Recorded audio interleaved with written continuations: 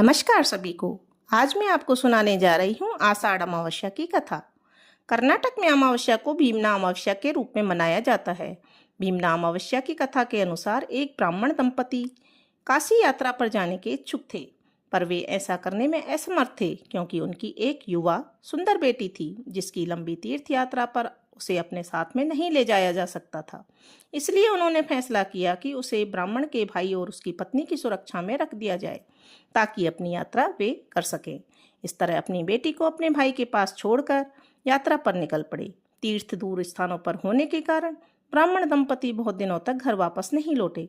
स्थिति का लाभ उठाकर ब्राह्मण के लालची भाई और उसकी पत्नी ने धन के बदले में उनकी पुत्री का विवाह एक मृत राजकुमार से कर दिया। विवाह की रस्मों के बाद राजा और दुल्हन राजा के सैनिकों के साथ राजकुमार की लाश को अंतिम संस्कार के लिए भगीरथी नदी के तट पर ले गए। अचानक बारिश ने दाह संस्कार की प्रक्रिया को बाधित कर दिया।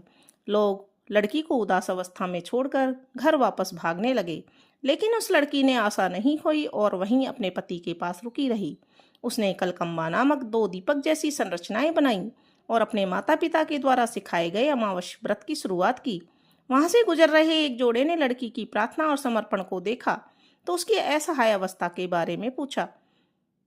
उसने उन्हें अपनी पूरी कहानी सुना दी और पूजा पूरी होने के बाद में आशीर्वाद लेने के लिए उनके पैर छुए। अनजाने में दंपति ने उन्हें दीर्घा सुमंगली भव कहकर आशीर्वाद दिया, जिसका अर्थ है कि आप अपने पति के साथ लंबे समय तक जीवित रहें। अचानक बेजान राजकुमार के शरीर में जान आ गई तो लड़की को यह समझ में आ गया कि जिस जोड़े ने आशीर्वाद दिया था वह और कोई नहीं, भगवान शिव और देवी पार्वती थे। इस तरह अमावस्या के व्रत और शिव पार्वती की कृपा से उसके पति को जीवन दान मिल गया।